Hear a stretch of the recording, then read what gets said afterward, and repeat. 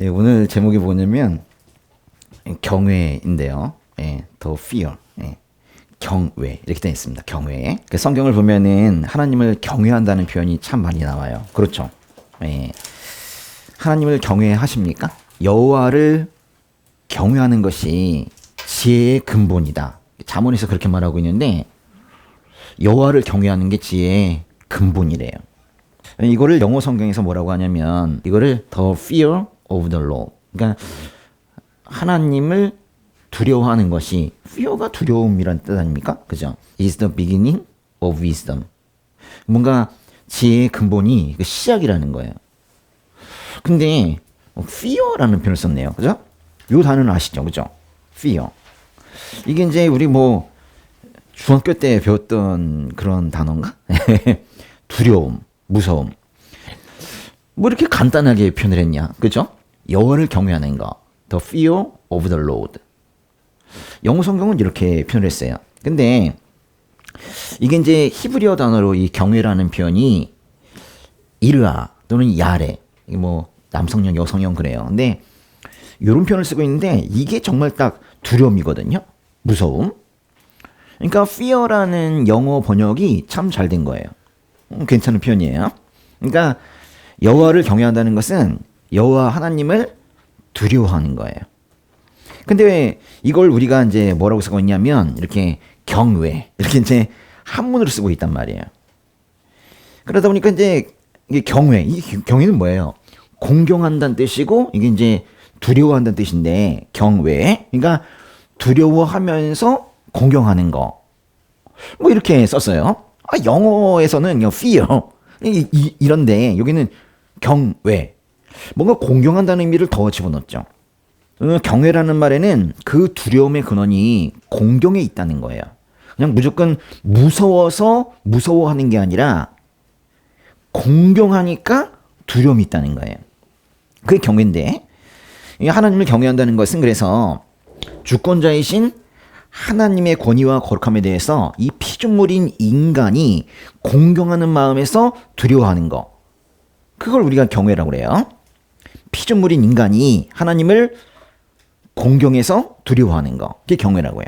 근데 이제 이 경외라는 걸 이렇게 한자로 쓰다 보니까 이 두려움이라는 그 의미가 좀 약화된 것 같아요. 하나님을 경외하십니까? 그런 네, 아멘 이랬는데 사실은 이게 하나님을 두려워한다는 거거든요. 근데 그런 부분이 좀 약화된 것 같아요.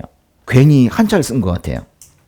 두려움이라고 하면 차라리 나을 텐데 경외라고 해가지고 뭔가 그냥 블링블링 그냥 좋은 단어 그 정도 느낌인 것 같아요. 차라리 영어로 fear라고 썼으면 그 의미가 더 잘 전달됐을 텐데 경외라고 오히려 바꿔놔가지고 의미는 좀 뭐 맞는 것 같은데 정말로 중요한 의미인 두려움, 하나님을 두려워하는 거, 그 의미가 좀 약화됐다고요. 좀 안타깝습니다. 최소한 하나님을 믿는다고 만약에 말을 한다면 그래도 종교란에 기독교라고 쓴다면 하나님을 두려워하는 게 정상이에요. 하나님이 친구입니까? 아니잖아요. 하나님을 두려워하는 게 정상이에요. 물론 그 두려움은 단순한 공포와는 좀 달라요.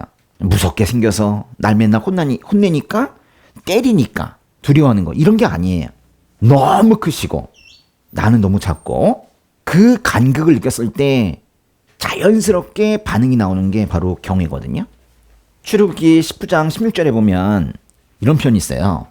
한번 읽어볼래요? 천둥 번개가 치고 빽빽한 구름이 산 위를 덮은 가운데 우렁찬 나팔 소리가 울렸습니다. 그러자 지난해 있던 사람들은 다 벌벌 떨었습니다. 여기 뭐 경외나 두려움 이런 표현은 없지만은 이게 정말로 경외하는 그 두려워하는 그런 모습을 잘 나타내고 있는 것 같아요. 왜 이렇게 벌벌 떠는 것 같아요?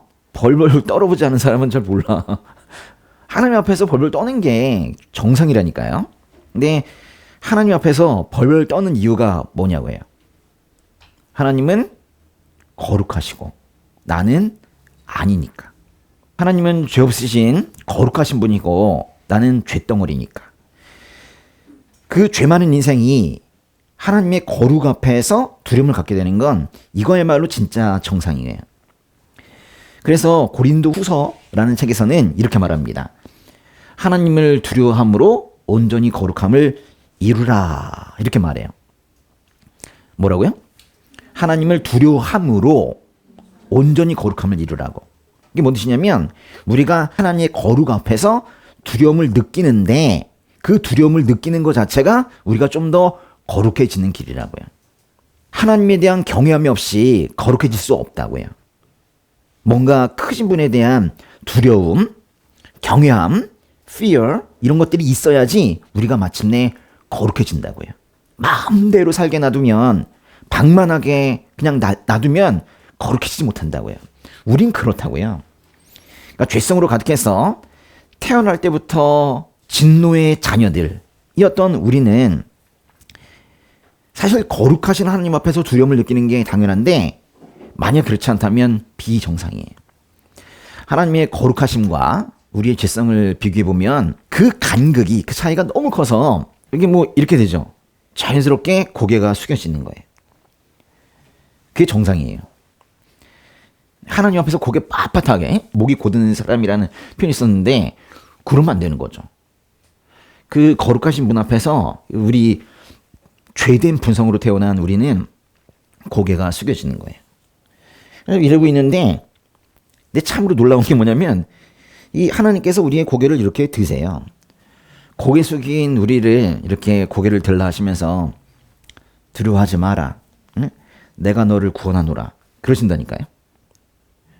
근데 이제 하나님께서 이렇게 머리를 드시고 두려워하지 마라. 내가 너를 구원하노라. 이렇게 말씀하셔야 되는데 하나님께서 드실 머리가 없으면 어떡하죠? 뻣뻣하게 이러고 있으면 이게 이제 골치 아픈 거예요. 이게. 우리를 죄의 구덩이에서 꺼내 주시겠다고 하시는 분이 바로 하나님이세요.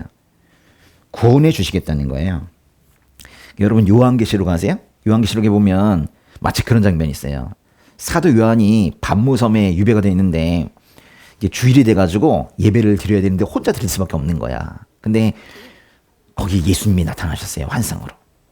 그래가지고 요한이 예수님을 보고는 죽은 사람처럼 그분의 발 앞에 엎드러졌대요. 아주 퍽 주저앉은 거예요. 죽은 사람처럼요. 그러자 우리 주님이 그 오른손을 요한에게 얹고 말합니다. 두려워하지 마라. 나는 처음이자 마지막이다. 요 느낌 있죠. 사실 이 느낌으로 계속 신앙생활을 해야 되거든요. 사도 요한의 반모섬의 경험 그 한 번만이 아니라 사실은 이게 우리 피조물들이 하나님을 섬기는 기본적인 태도이어야 된다고요. 하나님의 그 크심과 거룩하심 때문에 우리가 하나님에 대해 두려움을 갖는 것은 그리스도인으로서 마땅히 가져야 될 태도인 거예요. 오히려 그 두려움이 없어서 또는 두려움을 잊고 살아서 얼마나 바쁜지 또 잊어요. 그래서 하나님을 가볍게 경홀히 그렇게 대하는 것은 그 태도가 문제인 거예요. 잠언에 보면 여호와를 경외하는 것이 생명의 뭐라고 그랬어요? 생명의 샘이라고 그랬어요. 여호와를 경외하는 것이 생명의 샘이라고 해요. 이게 뭔 뜻이에요? 여호와를 경외하는 것에서 생명이 솟아난다는 거예요. 이 건강한 두려움이 있는 이런 사람만이 생명을 얻을 수 있다는 거예요. 여러분 모두에게 하나님을 두려워하는 마음, 하나님을 경외하는 마음이 늘 있기를 주님의 이름으로 축복합니다. 오늘 우리가 이스라엘 역사를 보면서 이 경외라는 단어에 대해서 좀 더 깊이 생각해 봤으면 좋겠어요. 우리가 지금 열왕기하 17장을 보고 계신데요. 이스라엘이 멸망하는 이야기입니다. 이제 18장 넘어가면 더 이상 북이스라엘 얘기는 나오지 않아요. 이제 이스라엘의 멸망을 마무리하는 그런 이야기입니다. 오늘 이제 열왕기하 17장이 24절부터 볼 텐데 첫 절 한 절만 한번 읽어보겠습니다. 아시리아 왕은 바벨론과 구다와 아와와 하맛과 스바라임에서 사람들 데려다가 이스라엘 자손들을 대신해 사마리아 여러 성에 정착하였습니다. 그들은 사마리아를 차지하고 여러 성에서 살았습니다. 처음 시작하는 말이 아시리아 왕 이렇게 시작하고 있어요. 아시리아가 북이스라엘을 주전 722년에 멸망시켰으니까 지금 그 얘기를 하고 있는 것 같은데요. 그 아시리아가 북이스라엘을 멸망시키고 그 북이스라엘은 여기 있거든요. 여기 조그맣게 여기 있는 사람들을 여기 할라, 메대, 여기 고산 이쪽으로 멀리 옮겼어요. 아주 먼 고향과 먼 곳으로 그렇게 이주를 시켰단 말이에요. 그런데 오늘 이야기는 뭐냐면 이쪽 사람들이 이스라엘 사람들이 이렇게 먼 곳으로 간 것뿐만이 아니라 이쪽에 있는 사람들 있죠. 이게 바벨론 구다 이 지역에 있는 사람들을 또 그 대신 이스라엘에 가서 살게 한 거예요. 또 이쪽에 하맛, 아와, 스바라임 요 북쪽에 있는 사람들도 이 밑으로 와서 여기서 살게 한 거예요. 오히려 이스라엘 사람들은 멀리 보내고 딴 사람들은 이스라엘 지역으로 보내고 이게 아시리아가 한 짓이에요. 이런 걸 뭐라고 하냐면 혼합정책이라고 그래요. 혼합정책. 민족이 없어진 거예요. 막 섞여 살게 된 거죠. 근데 여기 있는 사람들이 여기 가서 잠깐 머문 게 아니라 일시적으로 머문 게 아니라 여기서 정말 살았대요. 그리고 보시면 그들은 사마리아를 차지하고 여러 성에서 살았습니다. 그랬잖아요. 아예 거주하게 된 거예요. 민족 개념이 희미해지면 사람들이 반역을 하지 못하거든요. 그래서 이렇게 민족 개념을 희미하게 그렇게 만들어 놓은 거예요. 이제 먼 곳에서 이스라엘 땅으로 이주한 사람들이 어떻게 살았는지 한번 보겠습니다. 25절과 26절인데요. 줄 읽어보세요. 각 민족들이 그곳에 처음 살 때는 여호와를 경외하지 않았습니다. 그래야 여호와께서는 그들에게 사자들을 보내셔서 그들 몇 사람을 죽게 하셨습니다. 이것이 아시리아 왕에게 보고됐습니다. 왕께서 이주시켜 사마리아 여러 성에 정착한 사람들은 그 땅 신의 법도를 모르고 있습니다. 그래서 그가 사자들을 보내 그들을 죽였는데 그것은 그 사람들이 그 땅 신의 법도를 모르기 때문인 듯 합니다. 하나님께서 주신 약속의 땅에 그 외지의 사람들이 들어와서 살았고 그들은 여호와를 경외하지 않았대요. 뭐 사람들이 뭐 하나님을 모르니까 당연히 밖에서 온 사람들은 하나님을 경외하지도 않았겠죠. 그러자 여호와 하나님께서 그들에게 사자들을 보내셔서 그들 몇 사람을 죽게 하셨대요. 근데 이 사자가 뭐예요? 보낸 사람 이런 뜻인가요? 으르렁사자인가? 네. 이건 정말로 사자예요. 으르렁사자를 얘기하는 거예요. 라이온즈 얘기하는 거예요. 그래서 사자들을 보내셔서 사람들을 죽였다는 거예요. 이런 게서 하나님께서 그 사자를 심판의 도구로 사용하시는 것이 벌써 세 번째예요. 예전에 여로보암에게 말씀을 전하러 갔던 예언자가 사자를 만나 죽임을 당했던 적이 있었어요. 또 한 번 아합 시대에 한 예언자에게 사자가 나타나서 그를 죽인 적이 있었어요. 그래서 두 번이나 사자가 나타났었는데 지금 또 있는 거예요. 예전에 사자에게 물려 죽은 사람들은요, 순종을 하긴 했는데 순종이 완전하지 못했기 때문에 죽었어요. 우리가 보면은 좀 너무 심하시지 않나? 이렇게 생각이 들 정도로 순종을 분명히 한 예언자들인데 순종이 완전하지 못했기 때문에 불순종으로 여겨지고 심판을 받았거든요. 그러니까 여로보암 시대, 아합 시대, 아주 악이 팽배한 이런 시대에 그것도 죄악 가득한 북이스라엘에서 하나님 말씀을 무겁게 여기고 그대로 순종하는 게 문자 그대로 순종하는 게 얼마나 중요한 것인가를 말해주고 있는 그런 기록이에요. 다른 시대 같았으면 이렇게 하지 않으셨을 거예요. 근데 여로보암 시대에 아합 시대 그 가장 세월이 약한 그 시대에 하나님의 말씀을 한 글자도 틀리지 말고 순종하라 그런 말씀을 하고 계시는 거거든요.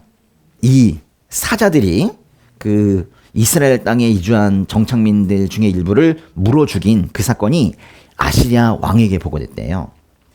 이스라엘에 이주한 사람들이 사자에게 물려 죽은 이유가 그 땅 신의 법도 있죠. 그 땅 신의 법도를 모르기 때문이래요.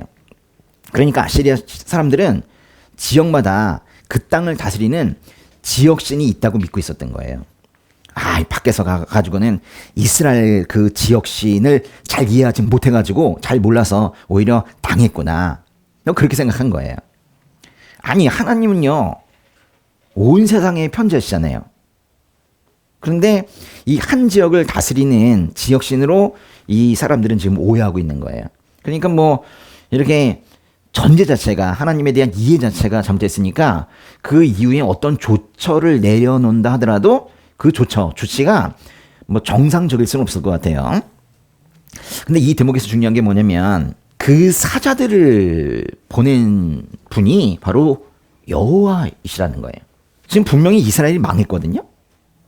이스라엘 망하고 지금 오히려 이제 아시리아가 딴 사람들 보내고 딴 사람들 불러오고 뭐 지금 그런 상황인데, 이스라엘 사람들이 분명히 멀리 다른 지역으로 터졌는데도 불구하고 하나님께서는 여전히 그분의 주권을 이 땅에 지금 행사하고 계시는 거예요. 이스라엘이 멸망했다고 하나님께서 이스라엘 땅을 포기하셨다고 생각하면 안 된다고요. 하나님께서 아예 이스라엘 그 땅을, 북쪽의 그 땅을 포기하셨구나, 버리셨구나, 그런 생각하면 안 된다고요. 사람이 악을 저질렀을 때, 죄를 지었을 때 땅이 같이 저주를 받기는 하지만은, 창세기 말씀이 그겁니다. 그렇지만은 사람에게 심판을 내릴 때 하나님께서 그 땅도 포기했다고 한꺼번에 생각하면 안 된다고요. 바울은 로마서에서 온 이스라엘이 구원을 받게 될 것이라고 말했어요. 여기서 이제 바울이 말한 온 이스라엘이라는 것은 유다 사람들뿐만이 아니라 지금 망한 북이스라엘 사람들, 또 더 나아가서 믿음의 공동체 전체를 말하는 거예요.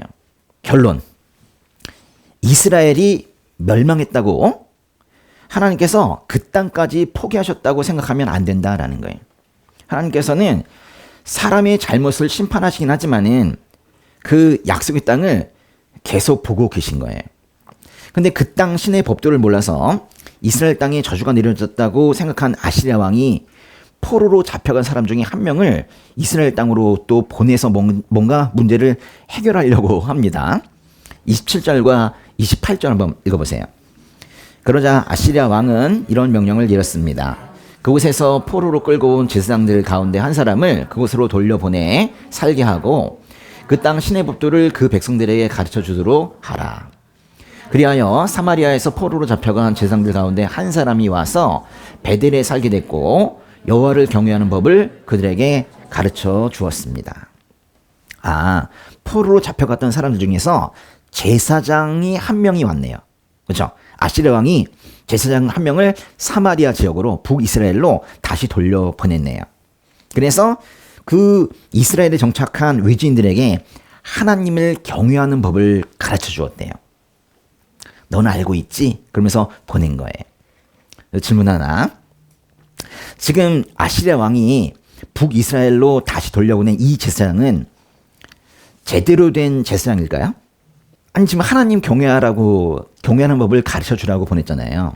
근데 최소한 이제 제사장이 보내졌으면 자신도 하나님을 경외해야 사람들에게도 하나님 경외하는 법을 가르쳐 줄 수 있잖아요. 아니, 자기도 모르면서 뭘 가르쳐요. 마태복음에 그런 말씀 있잖아요. 눈먼 사람이 눈먼 사람을 인도하면 둘 다 구덩이에 빠지게 된다고요. 소경이 인도하면 둘 다 구덩이에 빠진다고요. 그러니까 최소한 하나님을 경외하고 있는 사람이 가서 하나님을 경외하는 법을 알려줄 수 있잖아요. 그렇죠? 사마리아에서 포로로 잡혀간 제사장들 가운데 한 사람이 와서 베델에 살게 됐고 여호와를 경외하는 법을 그들에게 가르쳐 주었습니다. 이 말만 가지고는 이 제사장이 진짜다 가짜다 말하기는 조금 힘든 것 같아요. 근데 조금 이제 의심이 되는 대목이 하나가 있는데 뭐냐면 베델이에요. 베델. 이 사람이 가서 베델에 가서 살게 됐다는 거예요. 이게 왜 의심이 되죠? 그 북이스라엘의 첫 번째 왕 여로보암이 금송아지를 2개를 만들어 가지고 어디에 두었어요? 하나는 베델에 두고 하나는 저 북쪽에 단에 두었거든요. 베델이 바로 여로보암이 금송아지 만들어서 제사 지냈던 그곳이에요. 그러니까 이 제사장이 머물렀다는 곳은 그 북쪽에 왜곡된 종교의 중심지, 거기에 머무르고 있었던 거예요. 과연 이 제사장이 여호와를 경외하는 법을 가질 수 있는 정도의 진짜 제사장일까? 근데 이 사람은요, 어쨌거나 북이스라엘의 제사장이거든요. 북이스라엘의 제사장 진짜입니까? 열왕기상 12장에 충격적인 말이 더 있어요. 12장 31절 읽어보세요. 여로보암은 산당들을 짓고 레위 자손이 아닌 보통 사람들을 제사장들로 세웠습니다. 북이스라엘의 제사장은 하나님께서 정하신 제사장이 아니에요. 레위 자손도 아니래요. 원래 제사장 집안도 아닌데 그냥 여로보암에게 잘 보여가지고 제사장이 됐나 봐요. 열왕기상 12장 32절 한번 보세요. 그든 유다의 명절처럼 여덟째 달 15일을 명절로 정하고 제단에서 제물을 바쳤습니다.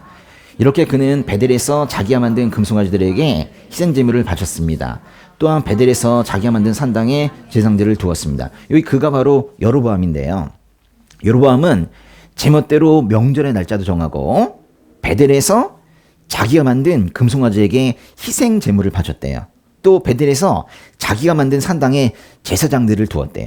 그러니까 아시리아 왕이 포로 중에서 한 명을 골라서 다시 이스라엘로 보냈다는 그 제사장은 여로보암에게 충성하던 그 왕조에게 충성하던 사이비 제사장이에요. 사이비 종교의 제사장.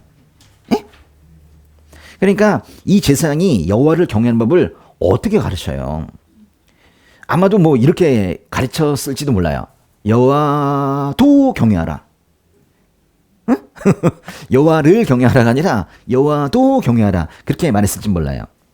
그 땅에서 숭배하고 있는 그 많은 신들의 여호와 하나님을 한 분 더 추가한 정도 개념인 거죠. 그래서 28절에 여호와를 경외하는 법, 이 말에서 이 경외는요 진짜 경외가 아니에요.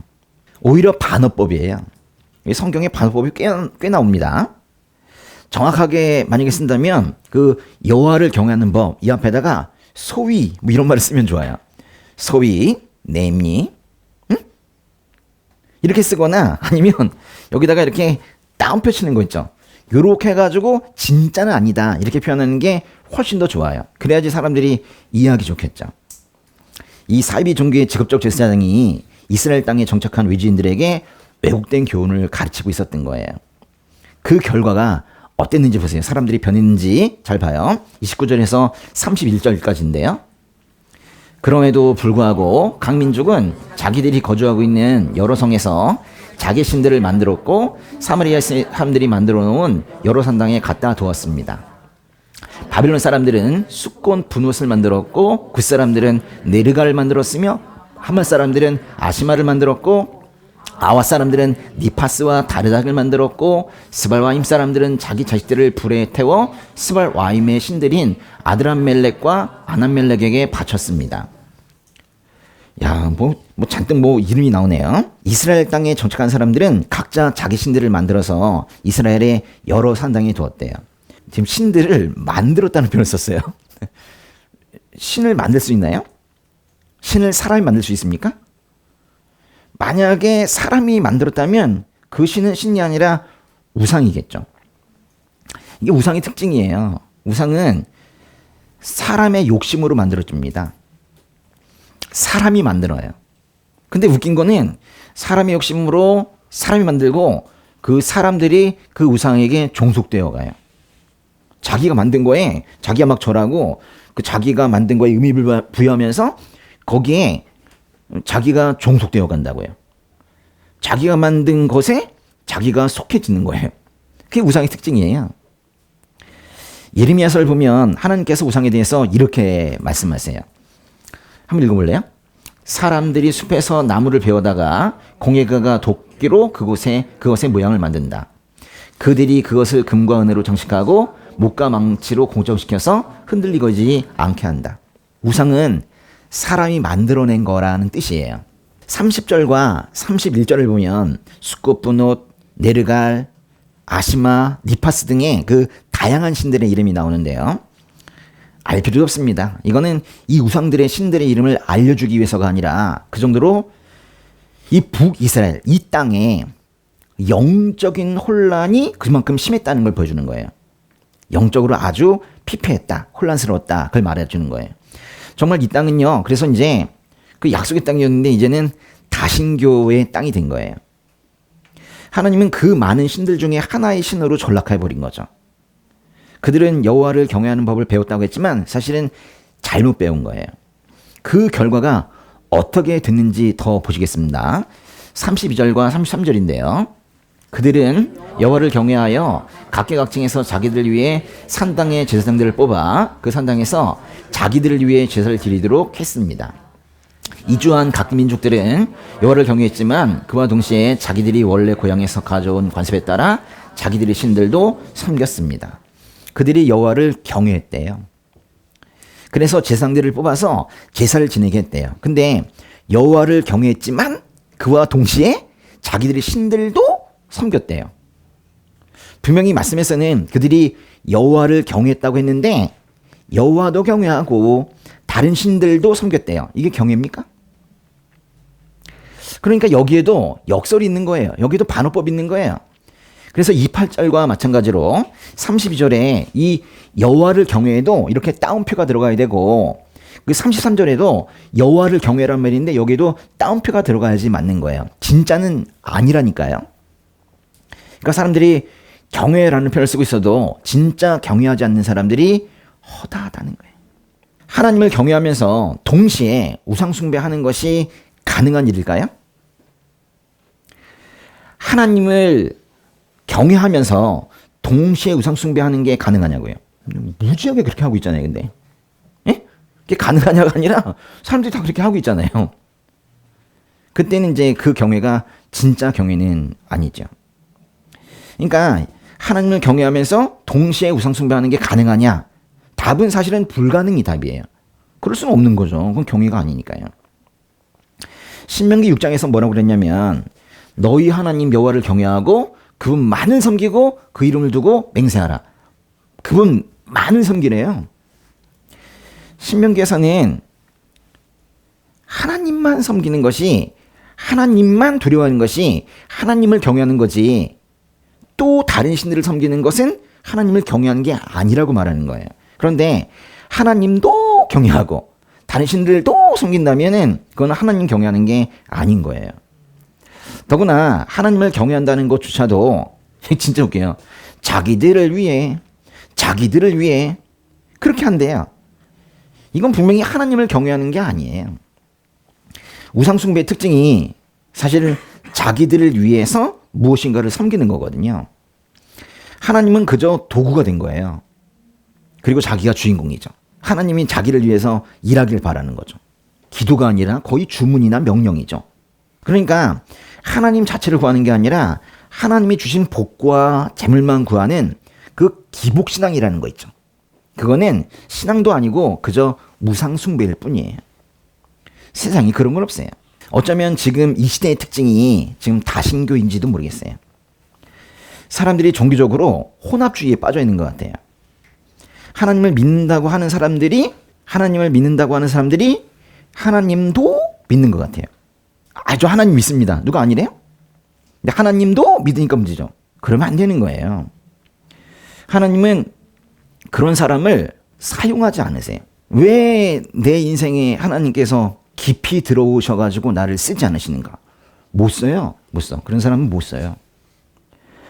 하나님만 경외하고 하나님만 두려워하고 하나님만 섬기는 그런 사람을 하나님께서 예뻐하시고 쓰신다니까요.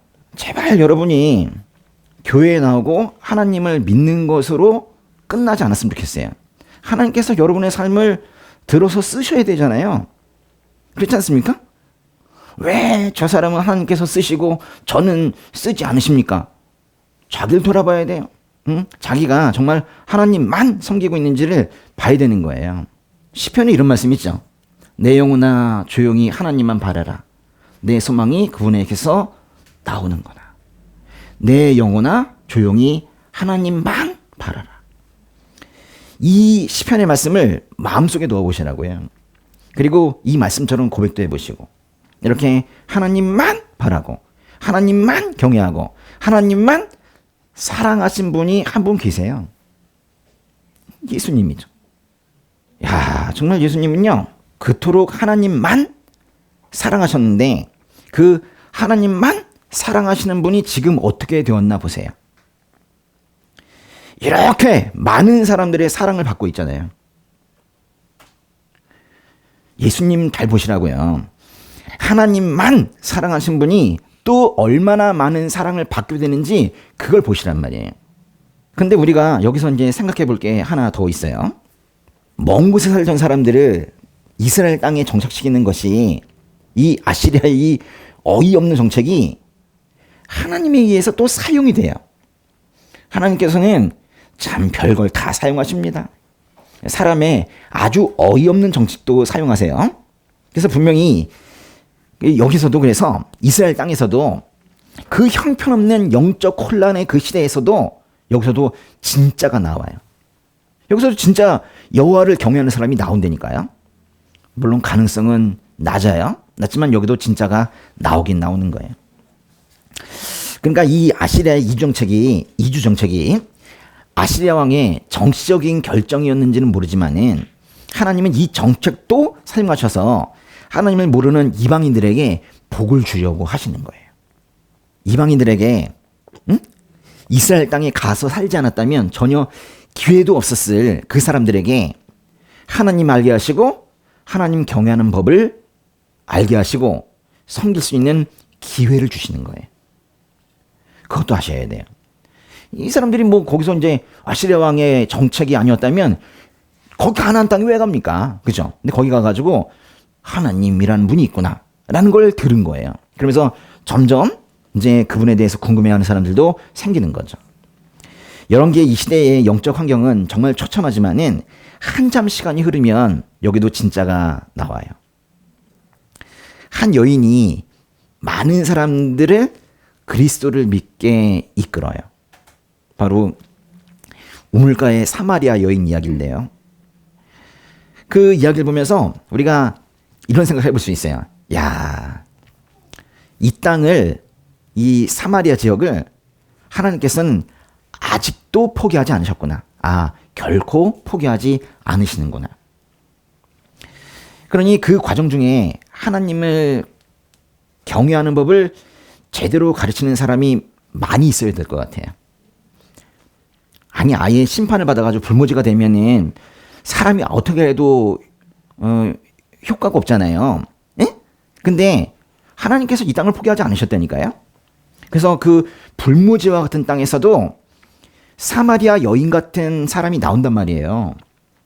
그러니까 여기에 하나님을 경외하는 법을 잘 가르치는 사람이 필요하단 말이에요.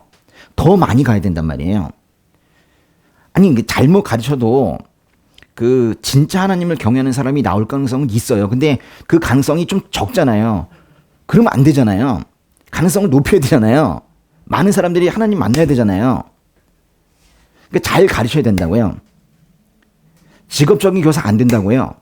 직업적인 목사 안 된다고요. 그런 건 안 된다고요. 그랬죠?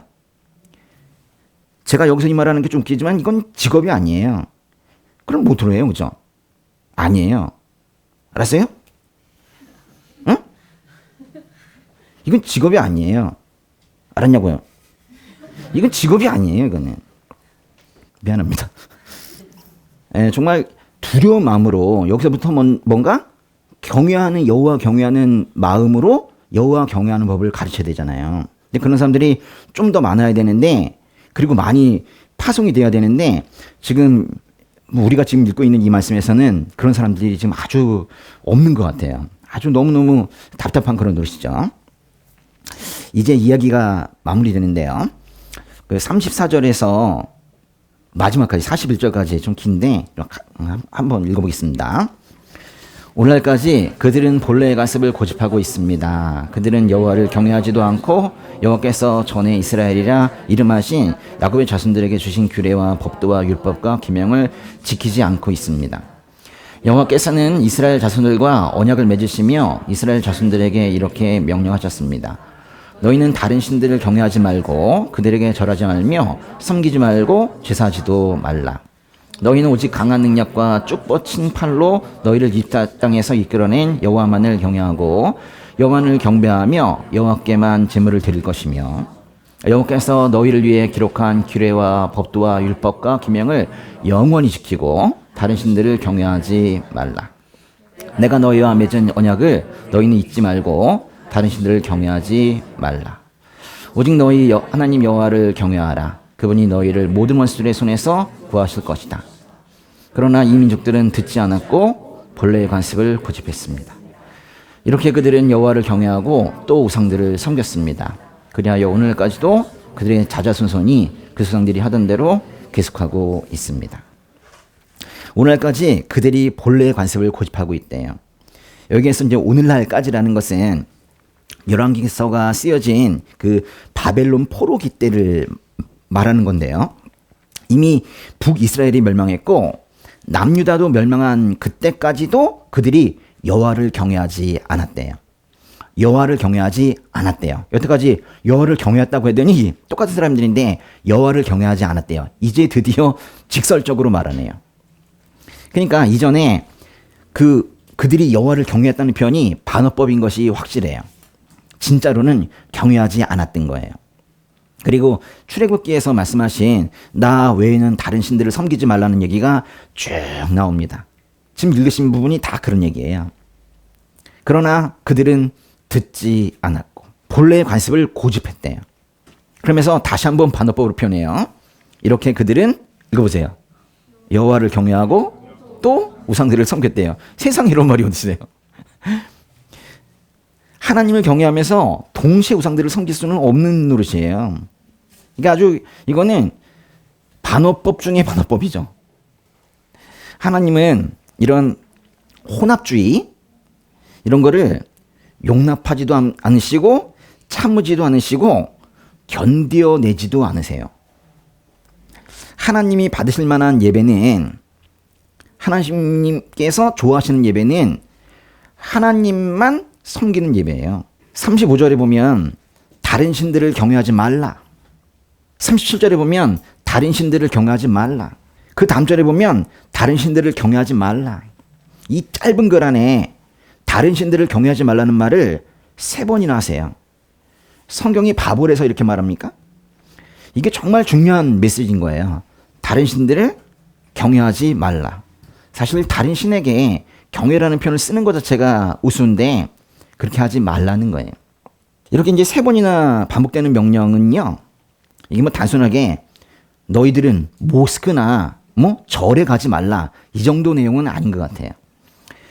제가 지난번에 말씀드린 대로 지난 주에 말씀드린 대로 우리의 가장 큰 우상은 지금 현대사회의 가장 큰 우상은 돈이에요.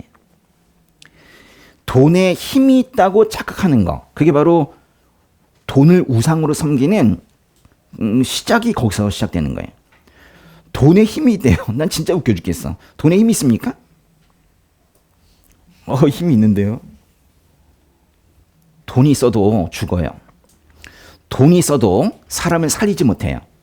돈이 있어도 영생을 얻지 못해요. 돈이 있어도 생명이 상실되는 걸 계속 눈으로 뻔히 보면서도 계속 돈에 힘이 있다고 착각하고 사는 거예요. 돈이 있으면 비싼 보험을 들 수 있을지언정 생명을 살릴 수는 없어요. 안 되는 거예요. 효용이 아예 없다는 게 아니에요. 뭔가 사람이 속을 만큼의 효용이 있는데 진정 중요한 건 못 얻어요. 생명, 사랑 이런 걸 돈으로 얻을 수 있습니까? 안 되거든요. 아무도 두 주인을 섬기지 못한다. 너희가 하나님과 재물을 함께 섬길 수 없다. 이 마태복음의 말씀을 다시 기억해야 돼요. 사도 바울이 말한 것처럼 우리는 우상들을 버리고 하나님께 돌아와 살아계시고 참된 하나님을 섬기며 그분의 아들을 기다려야 되는 거예요. 우상들을 버려야 되는 거예요. 그래야지 주님 만날 수 있어요. 제자훈련이라는 게 바로 우상 버리는 훈련이에요. 제자훈련이 뭔가 급이 좀 되어서 다른 훈련 다 끝났으니까 내가 좀 급이 좀 되니까 예수님 제대로 믿는 뭐 그런 훈련을 받는 거 아니에요. 몸의 그 더러운 우상 숭배의 그 습관들을 다 버린 훈련이 바로 제자 훈련이거든요. 그러니까 신앙의 순수성은 하나님을 버리지 않는 것에 있는 것이 아니라 하나님 아닌 것을 모두 버리는 거에 있는 거예요. 제가 지금 뭐라고 그랬어요? 신앙의 순수성은 예수님께서 어린 아이처럼 믿으라고 그랬잖아요. 근데 그런 순수성은 하나님을 버리지 않는 것에 있는 것이 아니라고요. 오히려 하나님 아닌 것을 모두 버리는 것에 있다고요. 사람들은 많이 착각하는 것 같아요. 나는 하나님 버리지 않았다고. 누가 아니래요? 하나님도 버리지 않고 다른 것도 버리지 않고 우상도 버리지 않고 아무것도 버리지 않으니까 그래서 문제인 거죠. 교회에 나왔다면 최소한 그리스도인이라고 말한다면 하나님 이외에 다른 것들을 버려야 된다고요. 사도 요한은요, 요한일서 5장 21절에서 이렇게 말해요. 자녀들이여, 읽어보세요. 우상들로부터 여러분 자신을 지키십시오. 이건 진짜 심각한 표현이에요. 우상들로부터 자신을 지키래요. 그러면 우상이 옆에 있으면 위태로운가? 그렇다는 거예요. 사도 요한의 권고대로 우상들로부터 자신을 지켜내야 되는 거예요. 그러니까 우상이 우리 곁에 있는 한 우리는 위험할 수밖에 없다는 거예요. 우리 곁에는 또 우리 속에는 하나님만 있어야 되는 거예요. 신앙의 순수성을 지키는 우리 성도님들 되시기를 주님의 이름으로 축복합니다.